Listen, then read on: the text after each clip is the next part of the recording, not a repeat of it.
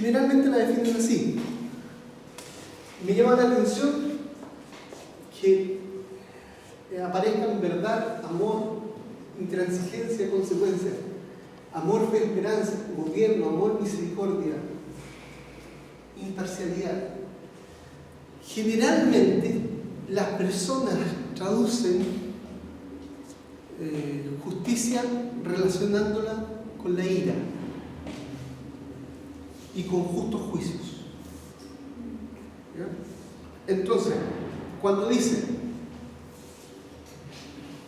fíjate, llevo a alguien que me hizo mal a mí y lo llevo ante tribunales y le digo, violó a uno de mis niños y le digo, lo voy a llevar a la justicia para que se haga justicia. ¿Ok? Juicio condenatorio. Se hizo justicia. Pero la persona que es inocente y es acusado de aquella situación, siendo inocente, realmente inocente, y se comprueba que es inocente, termina diciendo, me hicieron justicia. Y sin embargo, la persona, lo que está diciendo ahí, no está diciendo que sea esa persona condenada o culpable. Lo que está diciendo es que se actuó conforme a derecho. Justicia tiene que ver con... No quiero decirlo al tiro. Lo voy a decir así. A y B se relacionan en base a un contexto. Y este contexto dice que A va a cumplir los compromisos adquiridos con B y B va a cumplir los compromisos adquiridos con A. Si A cumple los compromisos respecto al contexto de la relación, respecto al contexto, A entonces llamado justo. La denominación de justo está dada en base al contexto de la relación. B, si por lo contrario no cumple el contexto de la relación, B es llamado, ¿saben cómo se llama B? Si no cumple, en realidad se llama pecador. Injusto, pero en realidad el término que usa Pablo es pecador. Ahora, si A y B, uno de los dos no cumple, entonces A lleva a B y a la relación y al contexto al juez.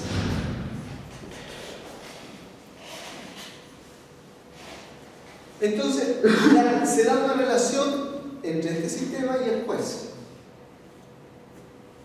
Y el juez está sujeto también a un contexto. El contexto del juez es este, sencillo, muy sencillo. El contexto del juez dice, y la norma a la que se adscribe el juez de este contexto es justificar al justo y condenar al pecador. Y entonces ahí entendemos qué sería justificar.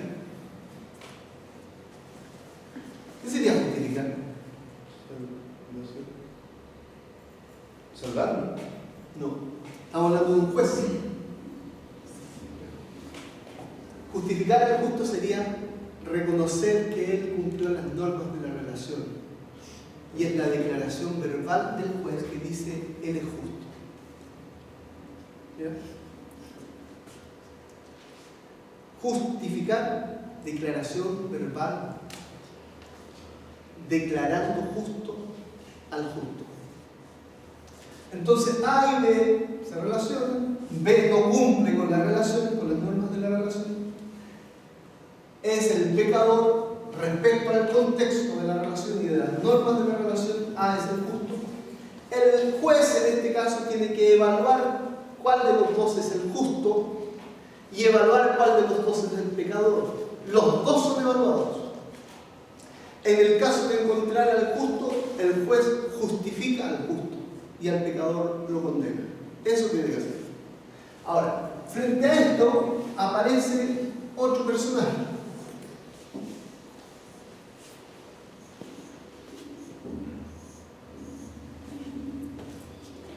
Aparece Dios.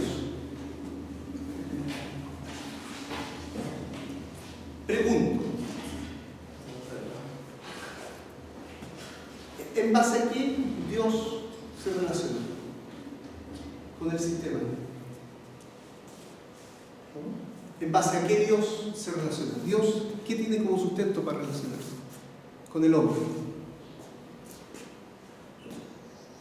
¿A través de qué? ¿Cuál es la base de sustento que tiene Dios para relacionarse con el hombre? Jesús. Todavía no aparece Jesús.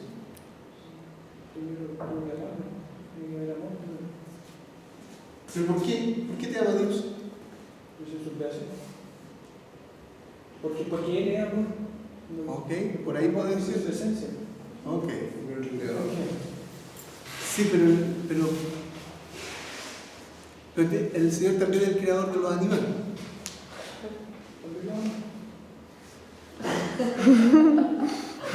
Yo creo que en cierto nivel ama a su creación, por ser su creación, porque viene de Él, pero no al nivel de cómo Él nos ama a nosotros. ¿Ya? Pero hay que pensar. Dios se relaciona porque Él dijo con nosotros, porque Él dijo que se iba a relacionar con nosotros. La base de lo que Él hace es lo que Él dice. Él nos ama porque Él dijo que nos iba a amar. ¿Ya?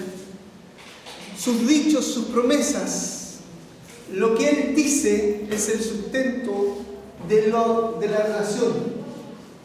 Entonces, Dios, en base a sus dichos, en base a las normas establecidas por Él mismo y por amor de su nombre, se relaciona con todo lo que está acá. Y si Él dice algo, lo va a cumplir. ¿Qué estoy definiendo? Ok. Lo que estoy definiendo es justicia de Dios. La esencia de la justicia de Dios, en esencia la justicia de Dios es esto: fidelidad de Dios a sus promesas, por amor de su nombre. Eso es fidelidad, eso es justicia. Justicia de Dios es fidelidad de Dios a sus promesas por amor de su nombre. Cuando leemos en el Evangelio, la justicia de Dios se revela. Fíjense, ¿qué es el Evangelio? Cristo murió. ¿Se revela qué? Ok. Se revela la fidelidad de Dios a su promesa por amor de su nombre. Ahí tengo el versículo. Y ahí tenemos clarito. Porque justicia para un judío tiene que ver con las relaciones. Justicia para un judío no tiene tanto que ver con un veredicto de alguien, pero tiene que ver con cómo el juez se relaciona con el justo y con el pecador. Recuerdo, justificando al justo, condenando al pecador. En ese sentido, bien claro, en el Evangelio, en la muerte y resurrección de Jesucristo, conforme a la Escritura, la justicia de Dios se revela. La fidelidad de Dios a sus promesas, por amor de su nombre, se revela. Romanos 15:8. El apóstol dice, léelo por favor, Romanos 15:8. Ahí aparece algo bellísimo. Ahí dice que Cristo vino a ser siervo de los judíos para cumplir algo. Dice, pues os digo que Cristo Jesús vino a ser siervo de la circuncisión para mostrar la verdad de Dios, para confirmar las promesas hechas a los padres. Palabra griega para verdad.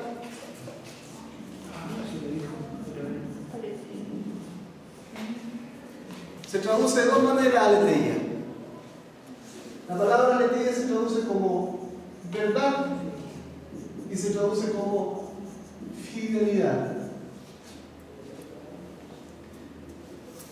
Para la mentalidad griega, aletheia tiene que ver con algo más concreto. ¿Tú me estás diciendo la verdad?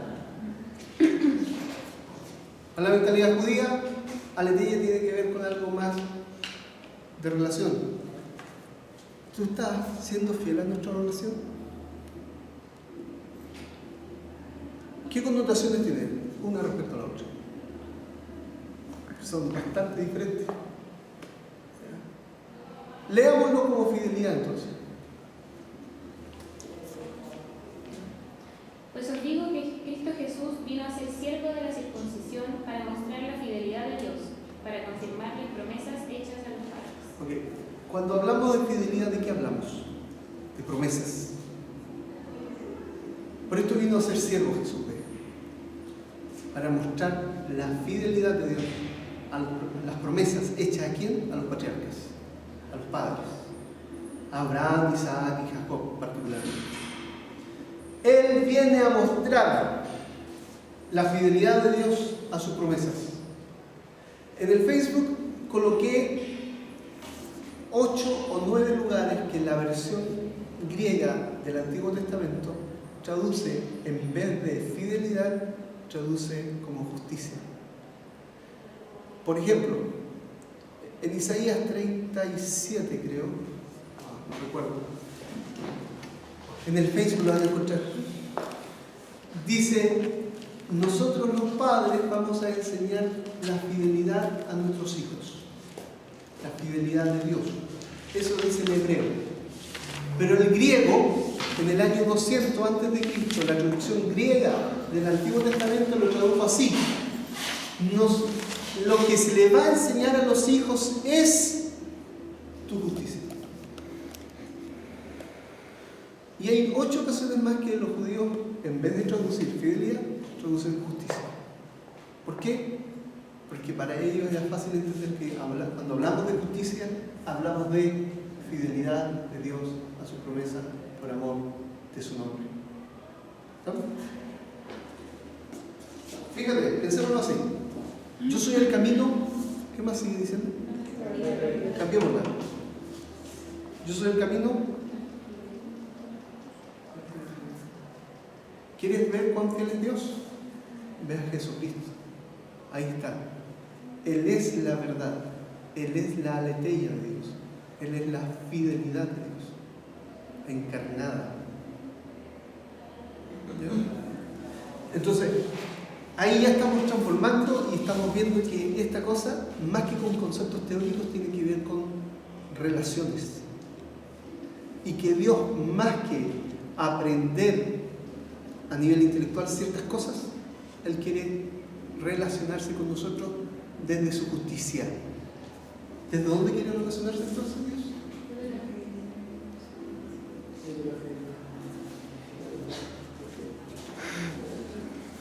Desde la fidelidad. Desde la fidelidad tuya. ¿No? ¿Cuál es la respuesta natural y lógica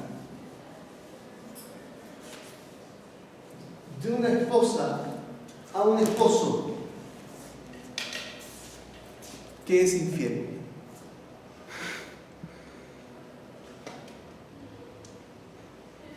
Desconfianza.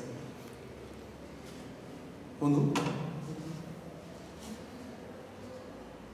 Es que ya no puedo confiar en él.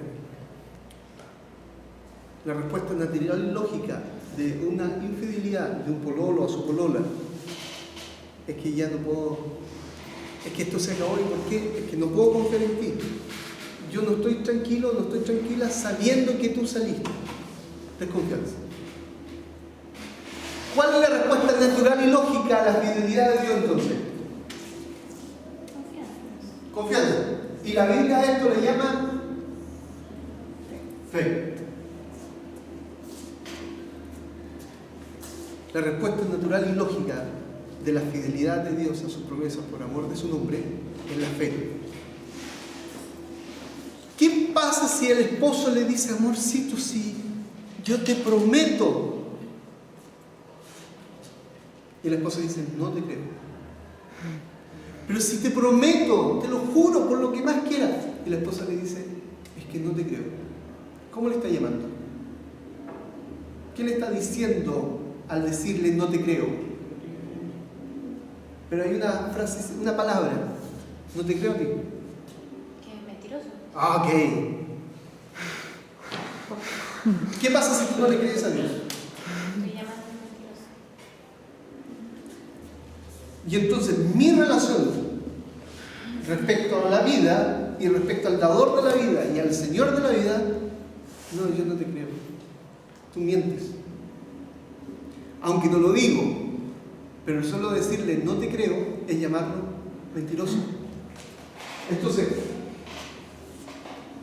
la respuesta natural y lógica a nivel emocional, personal, intelectual y demás frente a la justicia de Dios es lo que viene después, el justo por la fe vivirá.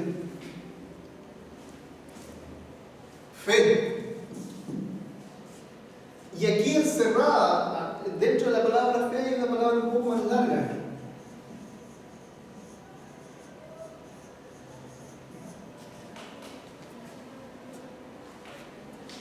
El esposo está con la esposa y la esposa está con su esposo. ¿Por qué? Porque cree en las promesas mutuas de fidelidad. Yo te creo porque creo en tu palabra. Yo tengo fe en tus promesas. Fíjate lo que estoy diciendo. En el Evangelio la justicia de Dios se revela. En la muerte y resurrección de Jesucristo, como forma la Escritura, lo que se revela es la fidelidad de Dios a sus promesas por amor de su nombre. Eso tiene como resultado, consecuencia natural y lógica, la fe. Desde ahí te puedo decir, si tienes fe, tienes promesas de Dios. Entonces te puedo preguntar, como el otro día pregunté, ¿cuáles son las promesas de Dios que tú tienes? ¿Cuáles? Y ahí tú me puedes decir, bueno, Dios me ha prometido que me va a ir bien en estadística. A ver, estadística. Dios me ha prometido que me va a ir bien en mi trabajo, en mis estudios. Dios ha prometido que me va a ir bien en mi vida. Espérate. Es que lo que Dios me ha prometido es personal y no te lo puedo decir. Espérate. ¿Cuál es la promesa de Dios? La gran promesa de Dios es esta, que el Mesías iba a venir, e iba a morir, e iba a resucitar, y esto lo iba a hacer todo conforme a las Escrituras. Esta es la promesa. Y sobre esta, la promesa, se sustenta todas las otras promesas. ¿Cómo yo sé que Dios es fiel a sus promesas? Por amor de su nombre. Porque Cristo murió y resucitó conforme a las Escrituras. ¿Cómo yo sé que te va a ir bien? Porque Dios cumplió esta gran promesa. Va a cumplir esta otra pequeña. ¿Y qué tengo que hacer yo? Tener fe ¿en qué? En la promesa que involucra las promesas. Y el resultado entonces es que yo llego a la vida por la fe y vivo por la fe. Yo vivo por fe. Cuando yo te digo, y cuando me escuchas, y cuando leas, que te estoy diciendo, oye, acuérdate, Gabriel, el justo por la fe vive.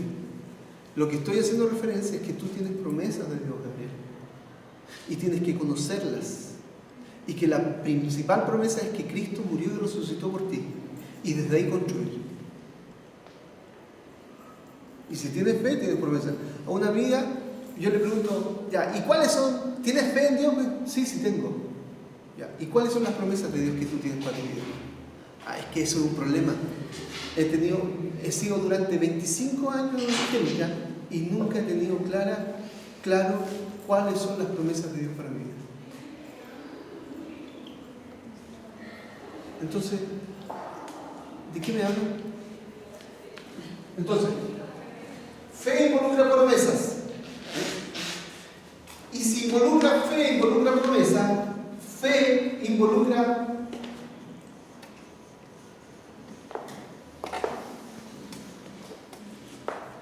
esperanzas. ¿Por qué esperanza? Porque tengo promesa.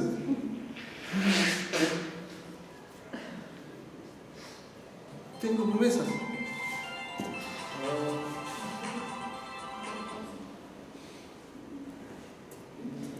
Y si tengo promesas, silencio. Tengo fe. Ok. Tengo fe, tengo promesas, tengo esperanza. ¿Y qué ocurre en las dificultades de la vida? Tengo fe, tengo promesas, tengo esperanza. Atravieso agarrado de las promesas de Dios mi vida. Tú sabes que la gente cae en depresión porque deja de creer en lo que creía. Y las promesas que echaba mano ya no están. Yo antes creía que me iba a ir bien en esto. Me doy cuenta que no me está yendo bien. Yo antes creía que mi matrimonio iba a ser un éxito y me estoy dando cuenta que no está yendo. ¿Ya? Entonces uno trata de agarrarse y no están. Y como no están ni las promesas ni la esperanza, uno se va a la chuña. Ok. Pero el sentido de las promesas y la esperanza tiene un sentido de trascendencia que va más allá de las circunstancias que yo estoy viviendo y tiene que ver con Dios. La muerte y la resurrección de Jesucristo conforme a la Escritura. Que tiene fe, tiene promesa, tiene esperanza. Y cuando atraviesa las dificultades que la Biblia en más de alguna ocasión le llama pruebas, el resultado natural y lógico de aquel que tiene fe y esperanza y promesa es que tiene victoria. Para tener victoria uno tiene que tener luchas, pero para tener victoria uno tiene que aferrarse a la esperanza, a la promesa, a la fe. Y después de aferrarse a eso y pasar las pruebas, uno tiene experiencia, una fe probada. Y yo te puedo decir, ¿sabes qué? Hoy día necesitaba entregarle una guitarra a mi hijo y se la tenía que entregar porque viene de música en el colegio y necesito encontrarme con el tío César, que es el chofer de un furgón escolar. ¿Cómo lo voy a hacer? Y voy atravesando y justo en un cruce yo me paro, él se detiene. Digo, César, la guitarra, tome, aquí está. Interesante. Cositas así, sin detalle. Un minuto más, un minuto menos, nada.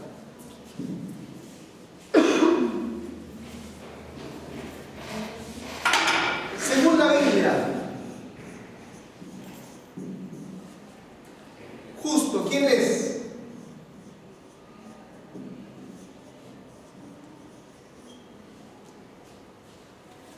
¿Y justificado qué es? Aunque ya lo dije, justificado. El que es hecho justo. Justificado. De nuevo, dígamelo. El que es llamado justo. ¿Qué diferencia hay entre el que es hecho justo y el que es llamado justo? Es que el juez el que lo llama justo y por la palabra del juez es justo. Y punto. Ya. ¿Era antes del llamado? ¿Justo? No. Todavía no hablamos de Dios, hablamos de la relación. Sí, entonces sí. Ok. Antes de era justo. ¿Dios es el Dios de ira o el Dios de justicia?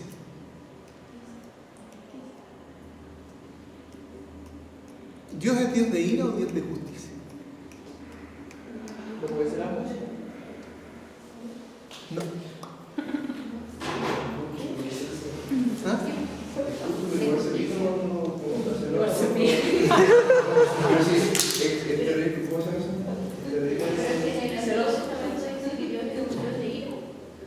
Por eso, ¿dónde?